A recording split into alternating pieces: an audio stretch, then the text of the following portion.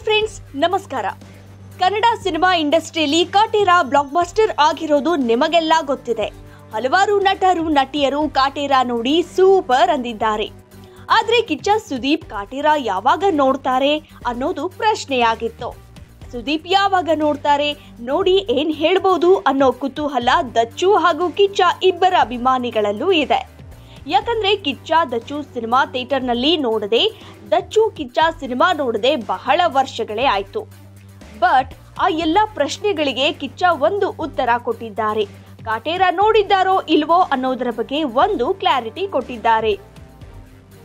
ಮಂಗಳವಾರ ಅಂದ್ರೆ ಇಂದು ನಡೆದ ಟ್ವಿಟರ್ ಪ್ರಶ್ನೋತ್ತರದ ವೇಳೆ ಅಭಿಮಾನಿಯೊಬ್ಬರು ಕಾಟೇರ ಯಾವಾಗ ನೋಡ್ತೀರಾ ಸರ್ ಅಂತ ಪ್ರಶ್ನೆ ಹಾಕಿದಾಗ ಕಿಚ್ಚ ಅದಕ್ಕೆ ಪ್ರತಿಕ್ರಿಯಿಸಿದ್ದಾರೆ. ಆ ರಿಪ್ಲೈ ನೋಡಿ ಎಲ್ಲರೂ ಶಾಕಿಂಗ್ ಆಗಿದ್ದಾರೆ. ನಾನು ಕಾಟೇರ ಸಿನಿಮಾ ನೋಡಿಲ್ಲ ಅಂತ ನಿಮಗೆ ಯಾರು ಹೇಳಿದ್ದು ಅಂತ ವಾಪಸ್ ಪ್ರಶ್ನೆ ಮಾಡಿದ್ದಾರೆ. ಆ ರಿಪ್ಲೈ ಈಗ ನಿಜಕ್ಕೂ ಸೆನ್ಸೇಷನ್ ಆಗಿದೆ.